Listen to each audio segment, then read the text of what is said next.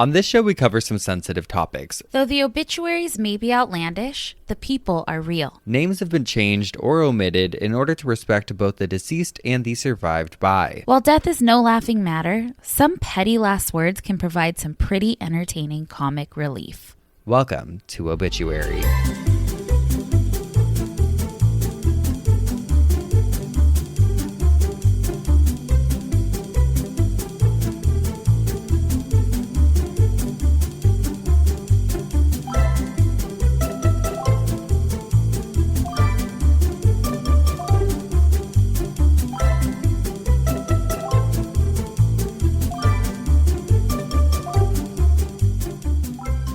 Hi y'all, welcome back to our family podcast. We're today going to be talking about the traditional roles of a man and a woman, okay? Yes, honey, and take it from me as a woman. I think that women should be the rib of the man. Oh, absolutely. Listen, it's Adam and Eve.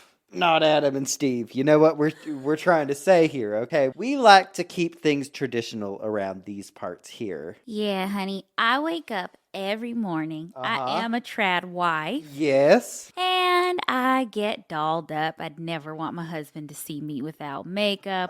Put together. Oh, no. They don't make them like they used to anymore. No, I take the rollers out of my hair. Uh-huh. And then I go start breakfast. Yes. And that's it.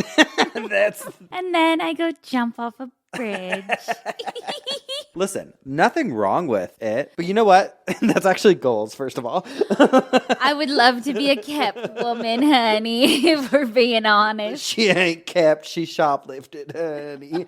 But did you see that fucking asshole? I know this is going to be old news by the time it goes out. Who gave the commencement the speech? Chiefs player Harrison. Stupid. But something. Booty do. Fuck you, buddy. Yeah. How crazy is it to sit? Because again, if that's like your values in your life, whatever, to sit in a fucking room of college graduates. Of people who have put blood, sweat, and tears into getting an education and then just shit on it. Nothing's going to make you feel better than being a wife. It's like, okay. This is the real world and people need to work. Hey, I didn't go to college. I don't know. Okay. Oh, that's true. I don't use my degree. Well, you do. This is your degree. Your broad journalism. Radio, TV, and film. Broad journalism. Something like that, honey. You know, I gotta find the old recordings that I have from college of me on the college radio. I would love to see those.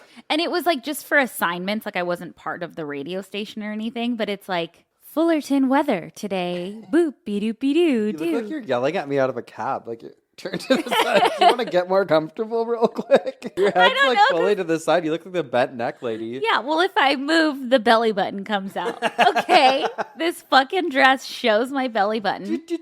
Nothing to see here. Nothing to see here. Well, you might see it. Yeah, some of you might see it. Okay, we're in a little bit of a delusional state. We are delusional, honey. That's what you're getting. We're going old school because guess what? We did too much today. We did too much work today. We've been sitting in a room locked together for hours. We had to sit and edit something together. We didn't have time to send it to our editor. We just had so much to do. And we were both cracking up about how many breaths we had to take out. I don't know. It sounded like we were running a marathon. God. Anyways. And we paused at one point to give Hot Dog a bath. We've just been, doing stuff. But it actually was fun. Fun spending time with you, man. Yeah, man. Me? Okay, wait. I want to get into the episode. Okay, get into it. Well, because I have a huge announcement. Major news. Oh my God. Well, you know it already. So I did something really productive. Oh my God, this is breaking news. I want to talk about it. I have been thrifting for as long as I can remember. And if you're a fellow thrifter, you have so much vintage. But I'm a Goodwill girl. Yeah, but parting with your finds can feel so impossible because everything has something attached to it. I'm like, and it feels too like, well, I don't know if I'll ever see that again because I got it vintage. Well, that is the joy of vintage or thrifting or even going down to the Goodwill. Yeah. You find one-of-a-kind things. One of a kind. And it's like, will I ever see this again? Yes. So this past weekend, I was in a total purge, going through my garage, reorganizing, and I just have so many clothes that I've held on to. And this house is a 1930s home. The closets are very small. Cedar closets, though. I have filled them with clothes. It's a lot of clothes too that like don't really fit me anymore. And he's bulking. He's bulking, baby. And I don't want to go back. I don't want to go back. But I have so much cool shit. And so I was trying to figure out, I posted on my Instagram stories at Spencer Henry. And I was like, plug it. What the fuck? At Spencer Henry, and then at Spencer Henry VTG for Spencer Henry Vintage. Yes. Okay. And at Madison Mr. Eyes. Yeah, but at Hot Dog in LA. She Yeah. also has an Instagram. Anyway, so I posted my stories because I'm like, what should I do with my clothes? Like fellow vintage thrift people. Then a Geoff actually reaches out, and I love her. She's the one who got us the mirrors. Yes. Angelica. Yep. She is angelic. She has her own vintage brand called Budweiser Babe Vintage. She has a little spot in this store in Long Beach. And it's such a cute store. I've been there before. I've bought stuff from her before. And she's like, hey, why don't you get a rack here? And so I did. So now I have a rack at a vintage store in Long Beach. So if you're ever in Long Beach and you want to buy mild clothes, go to Goods on Orange. There's a lot of really cute stuff on the rack, and I've taken some clothes from you, and I wish that there was more girl stuff because I would be your number one customer. Why not? You enter your mascara? Just start wearing all my old clothes. Not? Why not? I'd love it. Well, my neighbors think I'm my husband. That's Remember? true. That's true. If you follow my vintage clothes Instagram, Spencer Henry VTG, there's ways for you to buy the clothes online from Goods on Orange. Their Instagram. I'll explain everything over there if you're interested. But yeah, so I'm really excited about that. Because I'm really excited because also you were telling me about the space, like where your rack will be, and you have a wall. I have wall space. It's going to be cool. It's going to be fun. And I told you too, if you have any of your past vintage that you feel like you want to. One of the things I wore on tour was a vintage, but I love, I don't know if I could part with it. Oh, I think you could for the right price. Yeah, you're right. But yeah, no, I'm excited about it because that's kind of like one of my lost passions. I was so into it for such a long time. Like it's a creative outlet for you. I mean, yes, I'm like selling stuff, but it also just is kind of itching that scratch that I used to like love. I used to love sourcing vintage. I used to love buying. I would rather buy something from you than somebody scummy who raises the price crazy and who doesn't have like a genuine love for it. So I'm really happy for you. Thank you, girlie. I'm excited. I am too. That was my big news for the week. Cool. What about you? What'd you get into? Lots of visitors in your bird feeder. Lots of visitors. So Cisco got me that bird feeder that has a camera on it, and I have house sparrows. I have finches. I've got hummingbirds. I've got a ton of crows. They come visit all the time. I love it. My favorite thing to do is check the camera in the morning. But now, maybe it's an OCD fear, maybe not. I am so afraid of, will it attract coyotes? We don't live in a super coyote area, but there's always a lone one, and it only takes one. But so Madison has really bad OCD about her dogs. She's insane. If anyone has any tips for that. It is. I'm serious. No, I'm serious. It's a If problem. anyone has tips, she's always very worried about something happening to the dog. So if anyone has useful advice or recommendations, please send them in. One thing I loved that we did, well, it took place today, is so it's one of our best friend Chris's birthdays. Yes. We got her some gifts that we sent her. My favorite thing we sent her, Madison, what was it? The sympathy floral funeral arrangement We ordered a huge, the biggest one they had, floral arrangement for a funeral. It's a funeral spry. Yeah, it sat on an easel and it's beautiful. The colors were perfect. Stunning. You think getting flowers is fun? Imagine opening your front door and there is a funeral spray there for you. The delivery person saying sorry for your loss. Oh, yes. We all love a little attention and sympathy. Why not? But it was beautiful. It was beautiful, and we wrote on the card, R.I.P. to your 30s. Yes, we did. Sorry, Chris, we're putting you Sorry, on blast. Chris.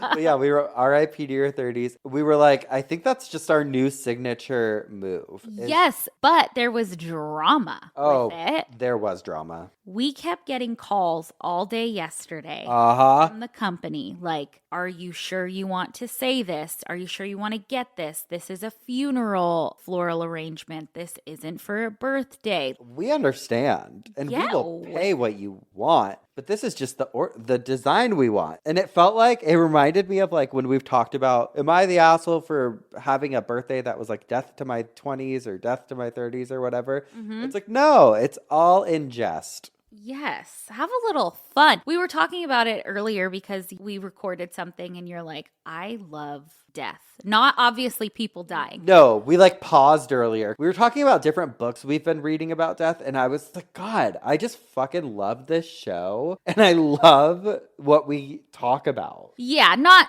I love death, but like you love the like history of it and just everything. Traditions and rituals and then you made fun of me, but I'm right. I was sitting there and you're like, what the fuck? I was just like, it's the great equalizer. No, because she was sitting there like Danny Bonaducci. Danny Bonaducci is red hair. I didn't mean that. Ooh. He had red hair. Remember that show? Yeah, but you rode a scooter and stuff. You were sitting there, a cool guy with your arms crossed against your chest, and you just said it like, what'd you call it? I said it's the great equalizer. You said it's the great equalizer, but it was like a. I don't even know, like a girl trying to be cool in a movie or something. I think just because your arms were crossed. Yeah. Like this. Danny Zuko. We got Danny Bonaducci. Oh, God. I'm such an asshole. Oh, honey, we're going for it. Tweaking up. This guy's leaving his wife out of the well. No, I'm just kidding. No, it says, am I the asshole for removing my wife's child out of my will because I discovered he is not mine? Oh, Lord, this is going to be juicy. Drama. I've been married for 15 years with my wife, and our son is 18 years old. I think I was a good father to him, always present, always supporting him. I was the first he talked to when he had a bullying problem, a math problem, and when he needed romantic advice. It's sweet. He's been in his life since he was a baby, thought he was him until he's 18. Yes. Okay. He is straight, but he likes cross-dressing and doing makeup, and I was the first one to support him on that too, while his mom was trying to make him more masculine. So it sounds like this guy's language is a little questionable, but like very supportive dad. Okay. However, recently I discovered that he is not actually my child. My mother-in-law said she had to tell me something important, so I went to meet her, and she told me that my child is actually my wife's high school boyfriend's baby. What? She gave birth at 20, but apparently she was cheating on me with her old boyfriend. My mother-in-law said my wife told her the truth after he was born because she had suspected that the baby didn't exactly look like me, and my mother-in-law confronted her about it, but the baby was already born and nothing could be done. I was mad and asked her why she's telling me this right now. She told me it's because she saw my son hanging out with his biological dad at a park and believes that he is back in their lives. I decided not to shoot the messenger and went out to confront my wife and son about this. After a long argument, they told the truth. The bio dad was back and wanted to meet his real son. A lot of shit happened. I'm divorcing and also cutting my wife's son out of my will because I never had a real son, and all this time I was putting all my energy and effort into raising another man's child. I'm also consulting if it's possible to sue the biological dad for the money I've spent raising his bio son throughout the years. My wife is obviously mad at me me, but my son is just devastated. He's depressed, not talking to me, and constantly apologizing. My plan was to divorce and cut contact with them right after that, but now I'm wondering if I'm going too far by punishing him too. I say yes. Absolutely. I think you're punishing the son. That's terrible. I think that you should cut the wife out of the will and everybody associated with her except for the son, because you know, the like, what you don't know won't hurt you. Like, just because you found that out, does that change how you, like, you thought doesn't change 18 years of raising, like, you did, that is your son. You thought that he was your biological son. And it doesn't matter, biological or not, you raised that child. That is your child. I think that's worth holding on to and moving past. Also, any shady thing like him finding out about his biological dad and meeting with him and whatever is all the mom's fault. 100% the mom is the fucking asshole here. But he added an edit and said, everyone's asking. The kid knew about his bio dad for about 4 months before I discovered it. Oh, that's nothing. And yes, we did a DNA test. When it came back as negative is when his depression really hit. Y'all are right. Maybe it's useless to sue the bio dad, but I'll ask a lawyer. Anyway, edit 2, many people are comparing my situation to being a stepdad or an adoption. There's a difference. I thought for over 18 years he was my real son. Yeah. I 100% believe that adoptive parents are real parents and their adoptive children are their real children, but they willingly went into the adoption process. They know their family is not blood family. I was tricked into my situation. If I had known my wife after the baby was born, I wouldn't have cared because I knew it was somebody else's son, but I thought it was my real son, and now I find out that he isn't. Anyway, I need to talk to him when he feels like it. Yeah, the rug was pulled out from under him. And imagine, he's so mad probably, and I get that. You can't make any decisions right now. No, but cutting out the son, you don't need to do that. Because the son equally, if he just found out 4 months prior, is going through a world of what the fuck? This isn't my real dad. I have a different dad. Like, no. And the person who wrote this has been a really positive influence, it sounds like, in his life when his mom's not as accepting and stuff. I just wouldn't. Yeah. I wouldn't do that. The mom sounds shady. I don't know how people can live with themselves like that. But also the mother-in-law, like, girl, I get why, but it's also like she should have given, maybe she did, but she should have given her grandson, this guy's son, the opportunity to tell him himself. It was just to alleviate her guilt. Yep. Yeah. All right, we have another one that says, am I the asshole for refusing to be a pallbearer at my aunt's funeral? Okay. Hello, I'm currently stuck in a bit of a moral dilemma. Let me preface this by saying that I'm not like this with everyone, only the person in question. I, 27 male, recently found out that my aunt, 70-ish female, is dying of cancer and has it written down that I am to be one of her pallbearers. Here's where the question comes. This aunt in particular has been nothing but a complete bitch to me for most of my life. She constantly gave me death/go-to-hell glares for as long as I can remember, constantly overshadowed my accomplishments with another one of my cousin's accomplishments, would scream and yell at me when I was 10 because I was crying during a storm. There was a tornado involved. However, one of the worst comes from when I was 6, and it was the first time I had been left alone with her and my grandmother. When my grandmother left the room to go feed her dog outside, she walked over and grabbed me. Your mom and dad must be thrilled to have a break from your whiny ass. I want my mama. I want my dad. They aren't coming till Sunday. Shut up. Oh. They would be a lot happier if your dead sibling was born and you were the miscarriage. Holy shit. Whoa. It was no secret to me that had happened. My parents are very open with me about it when I asked why I didn't have a brother or sister. Now, I never told them any of that happened because both of my parents would have taken care of her on the spot.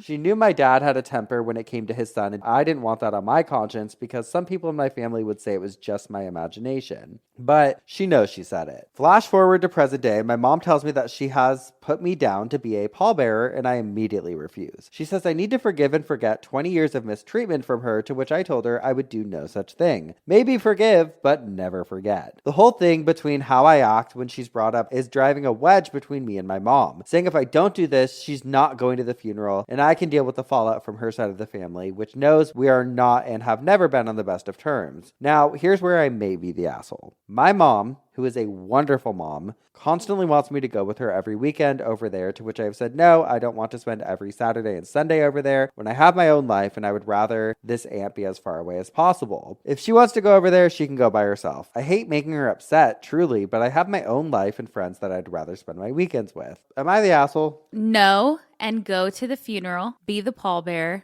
drop the casket. Not a casket drop. And sabotage the whole thing.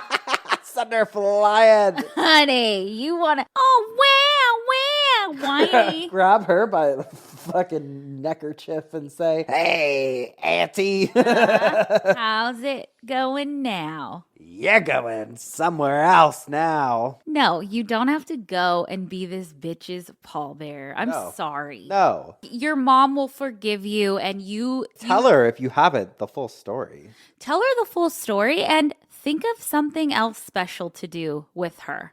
You know? Put the aunt in a cannon and shoot her out of it. Shoot her Then no one has to be a pallbearer. That's true. I vote sabotage the funeral, though. Play music that was insane. Like, just fully rock it out, man.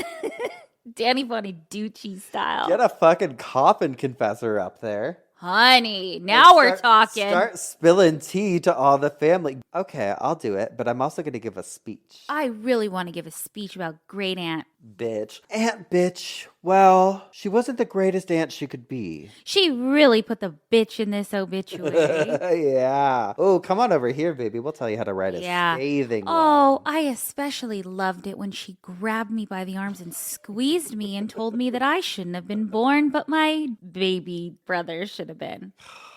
Wow. Fuck her. Yeah, mean people. You don't get pallbearers. No. And Madison and I we already know if we piss enough people off, we're going to have to do it ourselves. That's why we're working out so much. And that's why we're going to be buried probably standing up on something crazy that drives or something. Dirt bikes? You would dirt bike me a convertible, honey. Oh, yeah. Let's get comfy. All right. Well, I have a listener email and I'm going to read one. But while we were talking about the coyote thing, it might have been triggered by a listener email that we got. Oh, great. That I had just read like a couple days ago. And it was so sweet. But this girl said that our voices saved her dog from being attacked by a coyote. What? I guess she was like playing us. God, no wonder you're fucking thinking all this shit. I'm glad I'm thinking about it because now I know I'm not going to buy wolf urine. I already looked into that because I don't want to repel everything. I don't know. Anyway, here, you know what? Here's a different listener email. Dear Spencer, Madison, Mr. Eyes, and adorable pups. Hi, my name's Chris, and yes, you can use it on the pod if you happen to read this. Just know that if you do, I will lose my mind and share the link with everybody. Share it! Come on! Share it, honey! I started listening to Obituary around Halloween 2021 after you guys guest starred on Morbid. Best decision ever. I'm now a proud Geoff and cult babe, working my way through the latter backlog of episodes. Hell yeah. I also saw you guys in Seattle for the live show and had a great time. I hope you fly out this way again. Me too. Me too. I'm currently at work on a slow day and figured it was past time I write to you guys. I've literally been procrastinating for a year at least because I figured there was a good 30% chance you'd actually read it on air and the nerves set in. I hate public speaking and I guess having my email read out loud seems similar somehow. But then I heard your recent episode where Madison talked about her bird feeders and crow friend and thought, hey, that's my cue. Oh. And it was. For about as long as I've been listening to Obituary, you guys have been my hawk's favorite podcast too. Yes. A hawk?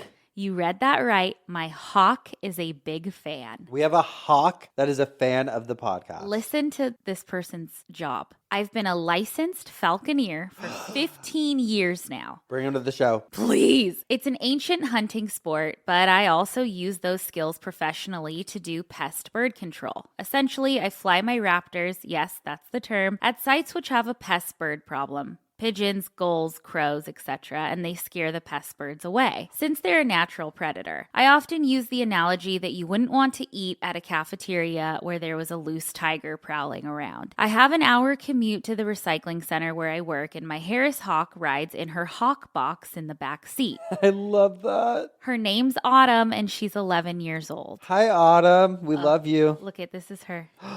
I love her. We'll post. Autumn, you're a star.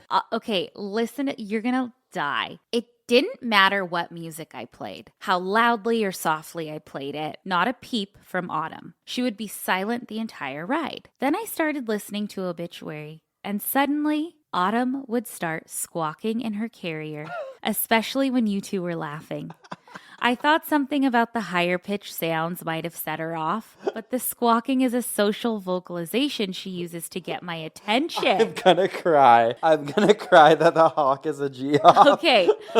Obituary was the only podcast to elicit that same call for the longest time. I have chills. It used to be so reliable that if I wanted to check on her while driving, I could start playing any old episode and have her start talking. I even amused myself by turning Obituary on, making her squawk, pausing it, she goes quiet, repeat. I'm amazed.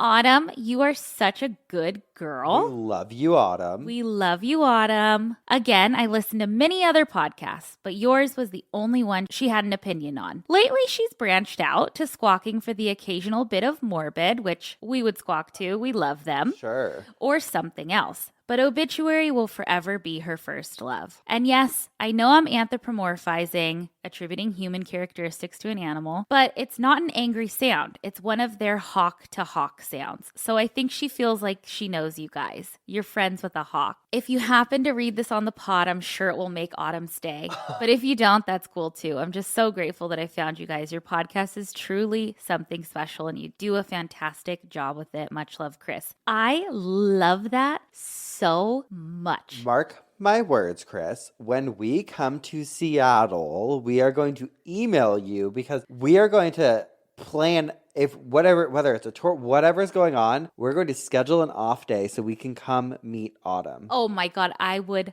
love it. Love it. Autumn, you are such a beautiful 11-year-old girl. Autumn, we love you so much. We want to come visit you in Seattle. You're such a hard worker. Oh, and we just squawk, squawk, squawk, squawk, squawk. Quack.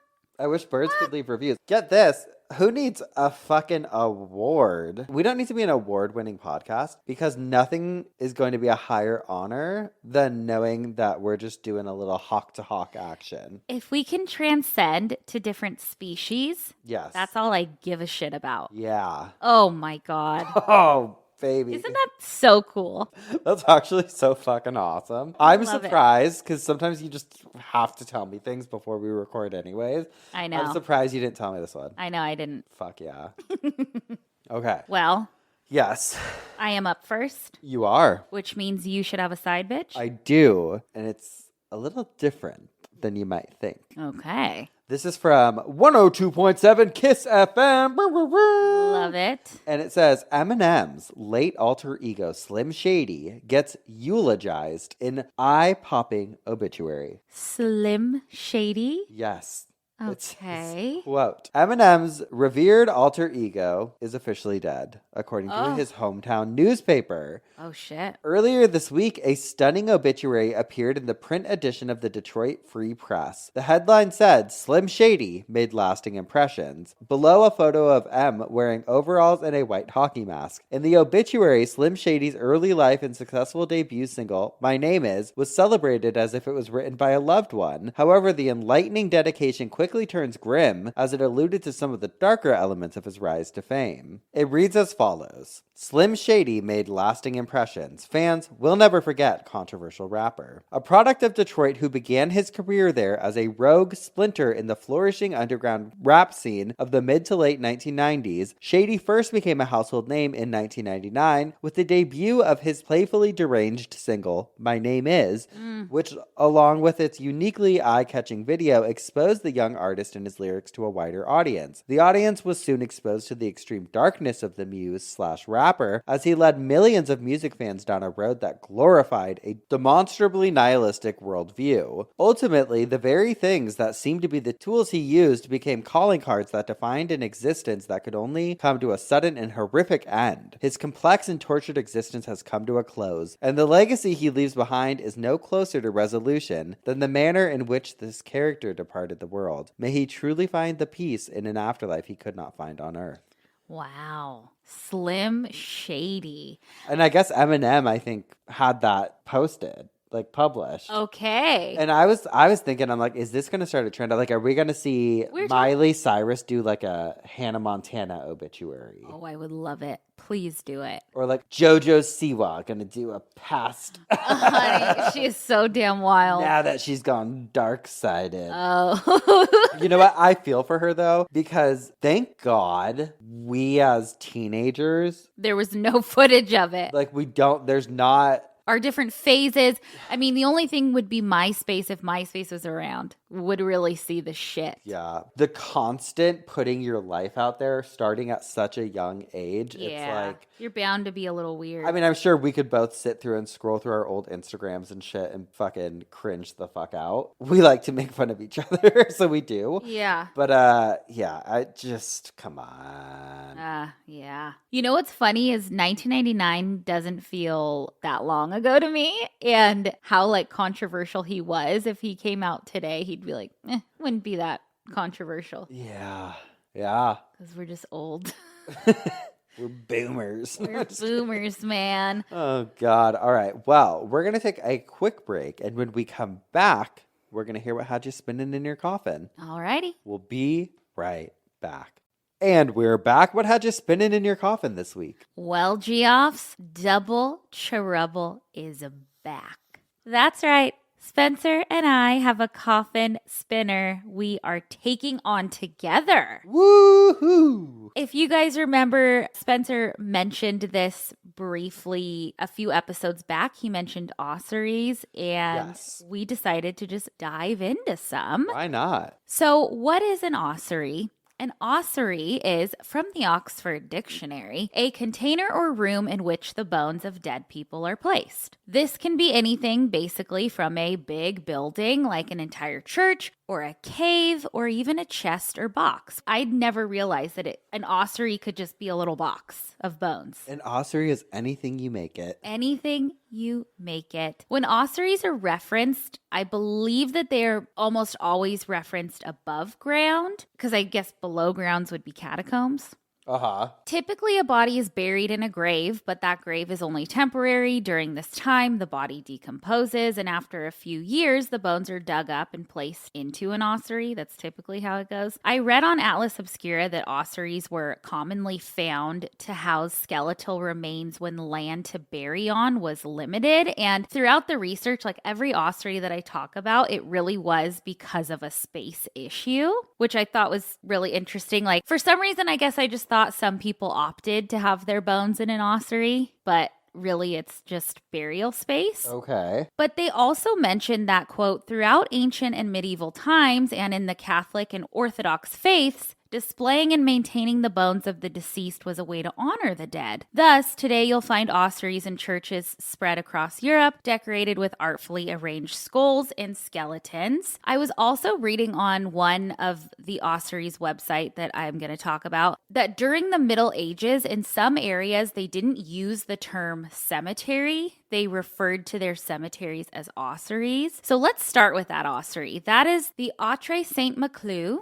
located in Rouen, France. And it's such a beautiful building. In the Middle Ages, Saint-Maclou was a parish with a small cemetery that sat next to its church. Around 1347, the Black Plague hit France. And we did a whole episode on the Black Plague. If you know anything about this time, it absolutely just devastated cities. So many people died. It was absolutely awful. Horrible. Rouen was deeply affected, and the city was running out of space to bury their dead. So St. Maclou's small cemetery could no longer accommodate the town's needs. So they created a new cemetery, which was a larger cemetery, and they referred to it as the Large Ossuary. Things were okay and under control until the second wave of the plague hit that area throughout the 15th and 16th century. Again, the larger ossuary wasn't able to cut it. So St. Maclou built 3 buildings surrounding the cemetery and started to house bones of people who were buried but who had decomposed and were just bones. From their website, it says, quote, in the Middle Middle Ages, the population used the terms ossuary or charnel house or to refer to a cemetery. The term cemetery was learned language used by the clergy. The ancient French word for ossuary, atre, comes from the Latin atrium. In Roman times, it referred to the inner courtyard of a home surrounded by a gallery supported by columns. Over time, the term atrium was used to refer the church's courtyard, which gradually became a cemetery.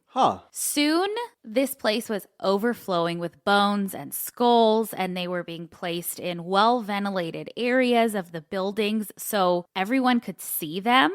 This building is wooden, and there is so much art carved into the wood, and it's all death-related. There are skulls and bones carved, as well as stuff like axes and shovels and pickaxes. There's even a beautiful dance macabre carved into some of the columns. Ooh. By the 1700s, the ossuary was cleared out because they wanted to make it a school for boys, and the city took it over in the 20th century, and it became a fine art school up until 2014, which I thought was so cool. Imagine going to school and knowing that this used to be an ossuary. It's one of those things that you wouldn't appreciate it at the time. You'd be like, this is fucking creepy. Yeah. But I would love it. Oh, send us there. I know. Well, today it's empty, but it's still incredibly beautiful. It's a little eerie. You can go take a tour there, but you can also take a virtual tour on their website. And when I tell you I was taking the virtual tour for a little while.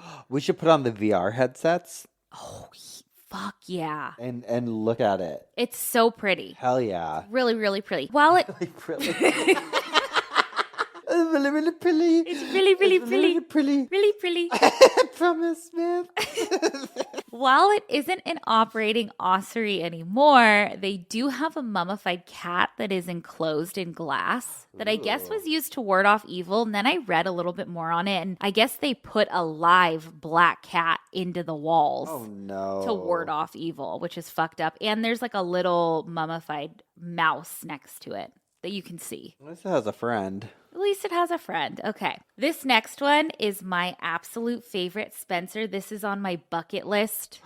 I really, really want to go Where here. Where is it? It's the Sedlick Ossuary, also known as the Bone Church. And it's probably the most popular one. I've heard about it before. Is it in Paris? It's not. It's in the Czech Republic. It's so incredible. We'll post pictures. I'll show you pictures. Their website even says, if you think that you saw everything in your life, think again. Because it is insane. It's a Roman Catholic chapel. It's pretty on the outside. It has, it's Gothic architecture, but nothing compares to the inside. In the 1200s, Sedlick, that town, had a little cemetery. In 1278, the King of Bohemia sent a guy with a long title to Jerusalem. He came back with soil, and he called it holy soil, and then he went and sprinkled it on the little cemetery there. Well, word got out that holy soil was being sprinkled on that cemetery, and everyone was like, I have got to be buried there. Oh, shit. Which led to an expansion of this cemetery. This cemetery was operating around the time of the Black Plague, and boom, it had to expand even more because of that. Then in the 15th century, this big Gothic church was built right by the cemetery with a basement used as an ossuary. They obviously had to disturb some graves while they were constructing the church, and also were continuing to need more and more space for burial, so an ossuary was going to fill up really quickly. There were a ton of bones. It's estimated to be like 40 to 70,000 people's bones in this ossuary. They sat there in the basement of the ossuary until 1870, until this woodworker, his job was to organize the bones in the basement. Okay. Well, he did more than organize, Spencer. Oh, God, what'd he do? He created fucking works of art with these bones for this chapel. So all the bones were moved to this chapel. There are floor to ceiling bones, but so well done. There's a huge chandelier that hangs that's made out of every bone in the body, and it's huge. There's a huge coat of arms or like a family crest thing made for some family out of bones. There's garland streamed throughout this little chapel that's all made of real human skulls. Wow. There's a beautiful cross made of human bones. I mean, the attention to detail and the art made from human bones is really, really extraordinary. I know we're talking about real human bones here, and I know that's a whole nother moral issue that we could for sure get into, but if someone was going to do this, he did it right. Like he got it. He understood the assignment. Oh, it's 2018. Oh, I'm fucking sorry. He understood the assignment. It is one of the biggest tourist attractions in the Czech Republic, even today. Holy shit. Fucking Kat Von D would lose her fucking mind over this, honey. Look at that chandelier. That's the family crest. That is beautiful. You know what? You could use my bones if it's something like this. I'm telling you. Not that. Look at the cross. That is gorgeous. It is absolutely insane. I would feel honored to have my bones. It's incredible. I cannot wait for you guys to see these pictures. It's really breathtaking. That's the outside of it. Incredible. My last one is the Hallstatt Charnel House. Okay. And it's in Austria. So in Austria, there's this Catholic parish called Hallstatt Catholic Church. Behind it is a little chapel, and that chapel is from the 12th century, and it's called St. Michael's Chapel. That chapel has a very sweet little cemetery with a charnel house. Inside of that charnel house holds 1,200 skulls of deceased people. It's tiny, so the skulls are neatly stacked next to each other. And just really quick, this area of Austria is so pretty. It looks like it belongs in a movie. It overlooks the Alps and the Alpine Lake. Like it looks like a storybook town. It's so cool. But burial space is super limited there. They do have people traditionally buried in this little cemetery with wooden gravestones, but they needed more space. So the skulls in the ossuary are put there, but they're really unique because over half of them are painted. So having bones in an ossuary kind of feels anonymous. We don't really know who those bones belong to if we visited one. We don't know their name, if they're male, female, what their race was. Like, we don't know anything about them. So the families of the people buried here in the Hallstatt ossuary wanted to be able to visit their loved ones and know who they were visiting, and wanted to honor them by painting their skulls. So here's the process. Obviously, a body is buried to go through the whole decomposition process. Then their bones and skulls are dug up. And I actually don't know what happens to the rest of their bones, but the skull is left out in the sun for a few weeks to bleach to get that like ivory white color. Once they've been bleached, typically the family, or you could hire an artist or just the undertaker, starts to paint them. And then after painting, the families can arrange them how they want in the ossuary, often next to other family members. But the skulls are really beautiful. There's like painted flowers all over them, ivy, roses, laurel wreaths. They're so pretty. That. The newest skull painted there is from 1995, and the oldest is from the 1700s, but you can go visit. Incredible. One of the skulls I feel like might still have skin, but oh, cool. Isn't that cool? Yeah. It almost looks like tattoos. You know what? I know a guy who has laurel wreaths tattooed on his head like that. I feel like I've seen that before. So that's that. But I just think that's so cool. That is sick. That is sick and twisted. That looks so cool. I love it. I want to hear about some more. Well, first we got to take another quick break, Madison. Oh, God. I forgot about those. And when we come back, I'll tell you what had me spin my coffin. It's going to blow your wig off. We'll be right back. And we're back. Spencer, what had you spinning in your coffin? Oh, wait. I know. Ossuaries. Keeping the good vibes going with some ossuaries. And I'm going to start us off with this crazy story from Cologne, Germany, with the Church of St. Ursula, which is so fitting, as my grandma Ursula was from Germany. And this story is wild, Madison. So St. Ursula was said to be a Roman-British princess known for her poise and beauty. Ooh. I love beautiful people. Back in the 300s, she decided to embark on a pan-European journey where she, alongside 11,000 virgin women, Okay. virgins, all virgins, these women, got on a boat and they set sail for Rome. But then as they embarked on this journey, a huge storm rolls in and hastens the trip. And they are just fucking flying through that ocean. Oh, shit. 11,000 virgins. Fuck, they're just like, Get whoa, fucked. yeah. They get to Rome in a single day. Oh, shit. And hauling ass. They are hauling ass. And upon arrival, she sets out to meet the Pope. She's able to get him and a few other religious figures to join them on this boat trip. The Pope's like, well, a boat full of virgins. Let's go. Hey, let's do it. No, just kidding. Come on. We're just a little joke. But he is down. So him and some of these fellow religious figures of the time get in the boat with St. Ursula and 11,000 virgins, and they end up going to Cologne, Germany. Now, it had been smooth sailing up until this point, but when they arrived in Germany, they were captured by the Huns, who Atlas Obscura says the Huns were this collective boogeyman, essentially plaguing Europe at the time. It was like this group of people that were trying to take over. Okay. And so according to the lore, Ursula was shot and the 11,000 virgins on board were beheaded by the Huns. Oh, okay. And I read that this was because they wanted Ursula to denounce Christianity, and she refused. Other sources say that the leader of the Huns wanted Ursula to marry him, and she was like, ew, no way.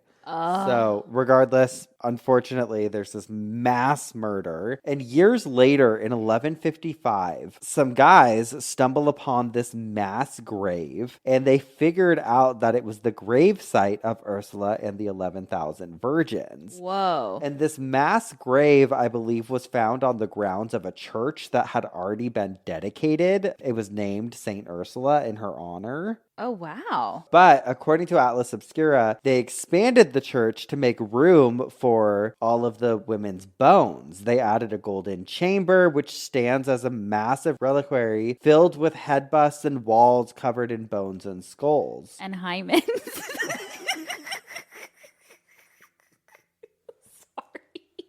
Some people break their hymen on a bicycle, Madison. I know, that's true. No, okay. Modern Catholic historians are of the belief that most likely there was an error somewhere in transcribing old text and that it was likely not 11,000 virgins with Ursula on a boat. They also don't know if a boat could even hold that many people back then.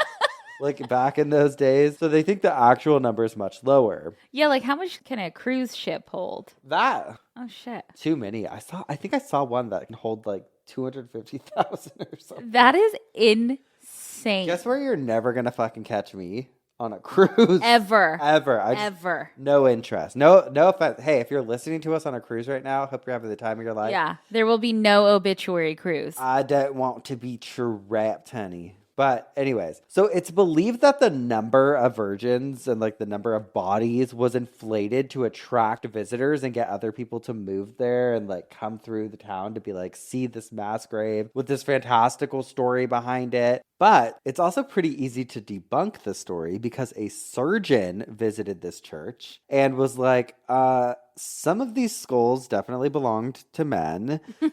And some are not even human. Oh, honey, what? Some of the skulls belonged to large mastiffs, dogs. So it's believed that some of these bodies were dug up and used to make some sort of relic, as if it's this the hoax place with this magical background or whatever. But there is a wall of bones that spell out "Holy Ursula, pray for us," and it's pretty incredible. I'm gonna show you a picture. Okay, but get this. Okay, you know the Virgin Islands? Yeah. They're named after Ursula. No way. They are. There was also a group known as the Order of Ursulines, which was founded in 1535. That sole purpose was to teach young girls about St. Ursula and the fact that the Virgin Islands were named after St. Ursula and her band of 11,000 virgins. I wonder if Disney's The Little Mermaid Ursula is probably because it's the sea. God, and there's a real story, but she's not stealing her voice, stealing her virginity. Oh my God. Solved. Wow. But Isn't that crazy? Like the Virgin Islands, like we all know the Virgin Islands. Yeah. Literally, I didn't believe it when I was reading through the history and the story of St. Ursula. And then I Googled it, like, who are the Virgin Islands named after? And sure as shit. A bunch of virgins. Bunch of virgins, honey. Wow. I don't know. That feels like a party fact to me. Yeah, Like- totally. That feels like one of those TikTok trivias. Yeah. That's an advanced one, though. Yeah. But I would love, anytime someone for the rest of my life brings up the Virgin Islands, I'm going to be like, Do you know about St. Ursula? yeah, what do you know about St. Ursula? You're going to forget it tomorrow. I will. Okay. No, I won't. That's like a go on a date and something to talk about.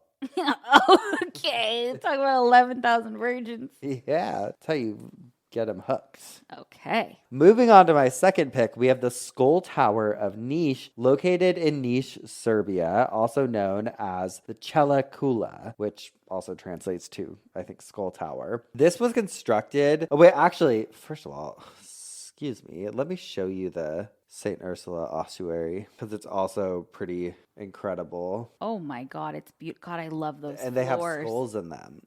Wow. Pretty incredible, right? I love it. Okay, so the Skull Tower was constructed by the Ottoman Empire following the Battle of Sigar, which took place in May of 1809 between the Ottoman Empire and Serbia, where I guess Serbian forces led by Stevan Sindelic faced a decisive confrontation with the Ottomans. As the battle turned against the Serbians, Sindelic chose to blow up the gunpowder magazine, killing himself, his soldiers, and many Ottoman troops. This act of sacrifice became a symbol of Serbian resistance and determination for independence. The Ottomans decided to create a monument to deter further rebellion and punish the insurgents. Ottoman commander Hurshid Pasha ordered the construction of the Skull Tower. The Ottomans beheaded the fallen Serbian soldiers, and their skulls were embedded into the walls of the tower.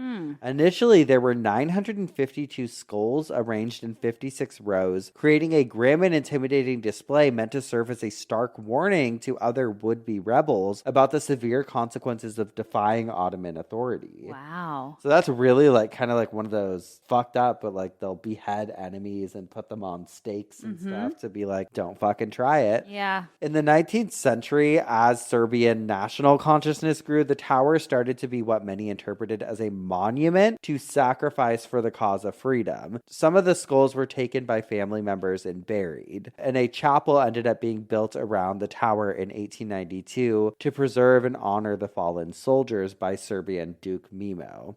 And today, the Skull Tower is still an important landmark in Serbia, both historically and culturally. People visit it all the time, and I want to show you. We're like iPad kids. I know. It is kind of like chilling, like picturing like Whoa. like that's a little more of like a scary one. Yeah, that is pretty scary. For my grand finale, I'm taking us out with the Chapel of Skulls. Ooh. Heard about the Church of Skulls? Church of Bones. Or Church of Bones, and we've got the Chapel of Skulls. Okay. The Chapel of Skulls in Kudowa Zdrój, Poland, is a pretty wild place. It's located in the small village of Zermna, and sorry if we're butchering any of these names, but the chapel was built way back in 1776 by a local priest named Vaclav Tomaszek, who was inspired by other bone chapels that he'd gone and seen in Europe.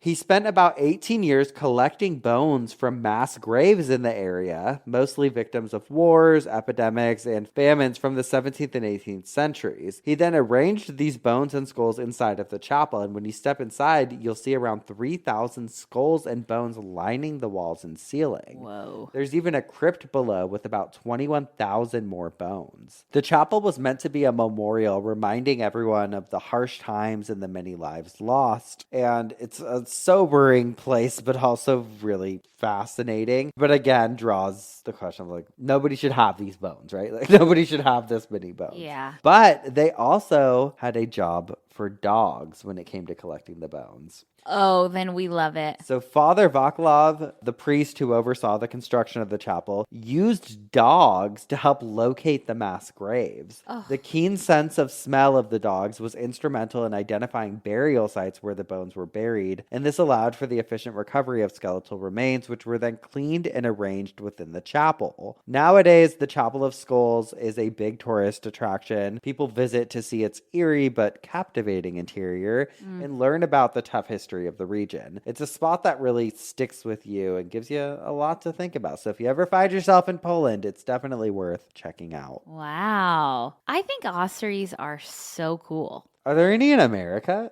I don't know. I'm sure there are, but I also think we're, not as old, so we have the space. Well, should we get into some obituaries? I think we should. Who you got? Okay, I have someone we're going to call Peggy. Okay. The family of Peggy announced Peggy's death on July 3rd in Salt Lake City at the age of 68 years after a difficult illness with cancer. And it wasn't fucking fair. It's fucking not fair. We are profoundly saddened by Peggy's death. But if she were still with us, she'd tell us to get over it, grab a vodka cranberry beverage, get together with loved ones, hug each other, and tell stories about her marvelous life on Earth and all the joy and laughter those who love her shared. Arriving in 1954 as a rambunctious, loud, playful, and happy child, Peggy never changed. Spending the first few years in Chicago, she moved to Barrington, Illinois in 1957, spent most of her childhood there, tormenting her older brother and sister,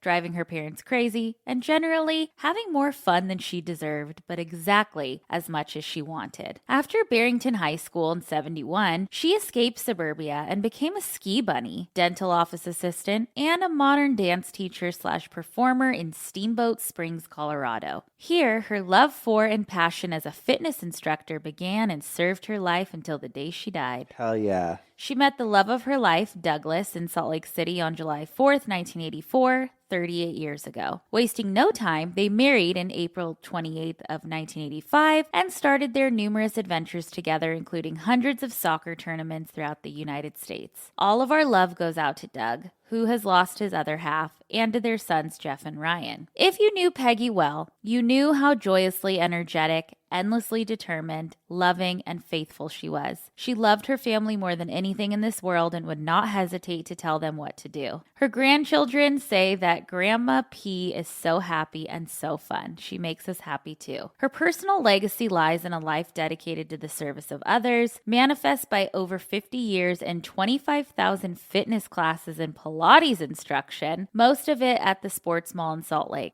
She always put the needs of her clients and friends first. Well known for sustained 30-minute water ski runs on her beloved Great Pond in Maine, Peggy stayed in superb physical condition and health until cancer took it from her. She is preceded in death by a bunch of people and survived by a bunch of people. And then it says, in lieu of flowers, please share your stories of Peggy with others. Laugh and hug the ones you love. Aww. And I just love that message. She would have said, get over it, grab a drink. Yeah.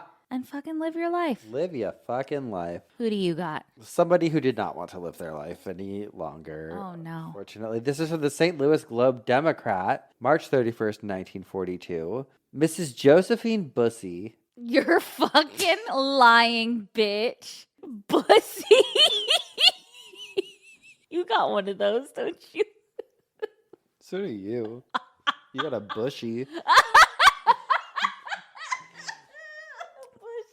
A widow and a resident of the Carrie Elligson Geithner home. You're going to feel like an asshole. Ended her life Bitch, last you night. picked it because it said No. Bussy. Ended her life last night there by swallowing a quantity of disinfectant. A nurse told police she heard Mrs. Bussy scream and entered the room in time to hear her say, I have ended it all.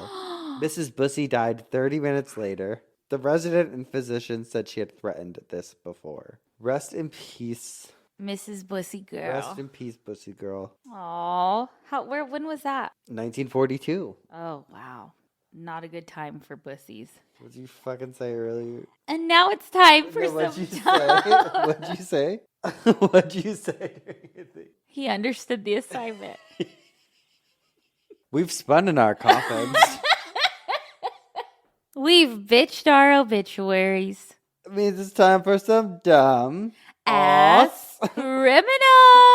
Some ossuary. Some dumb ass. Some dumb ass criminals. Okay, I love All right, this. I have. No. Hold your horses. Oh. I love this dumb criminal. Okay. This is from March of 2018. Recent. Yeah. What year is it? Okay. Have you ever gone to the doctor's? Nope.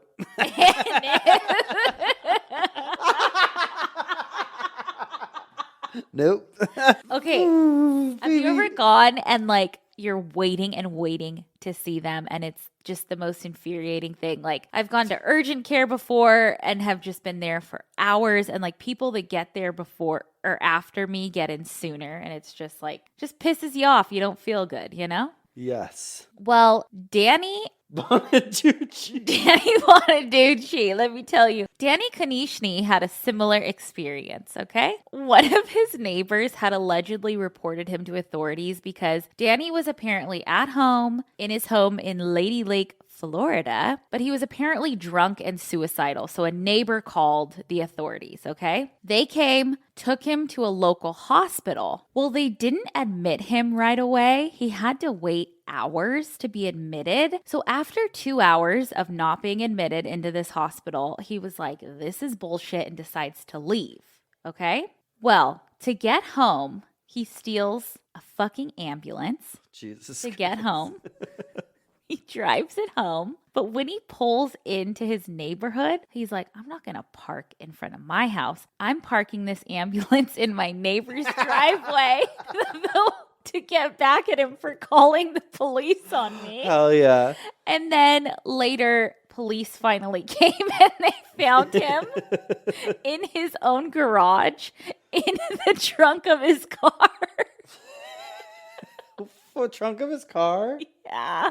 What the fuck? He went and hid, and then he was booked into jail. Oh, man. Poor Danny. Poor Danny. What is that? Who is that? Okay. I'm going to read you this article from The Guardian. Okay. January of 2013. It says, women using poison to murder their husbands is an old trope, one going back as far as Claudius's poisoning, which implicated his wife Agrippina. Arsenic Annie, aka Nanny Doss, saw 4 husbands, covered it on Cult Leader if you're interested, as well as most of her family in the span of 4 decades. And now a Brazilian woman may soon be added to this pantheon of gloom. Although this alleged attempted homicide was unsuccessful, the method will certainly go down in history. She allegedly put poison in her vagina and invited her husband to perform oral sex on her. You're lying. The man became suspicious while down south. Surprised by an unusual smell, he took her to a hospital where the poison was found. But did it poison her? No, she was fine. It poisoned. She was trying to poison him. Did he die? No, he ended up surviving, but holy shit. The poisoned pussy. And for some reason, this article has photographs of a big vagina with a foot wearing a wig and sunglasses. We'll post it. Oh my God. Send that to you. Please. Well, that's insane. It sure is. And that's I think, hey, we gave you all we could. That's where we're going to leave you. We gave it our best.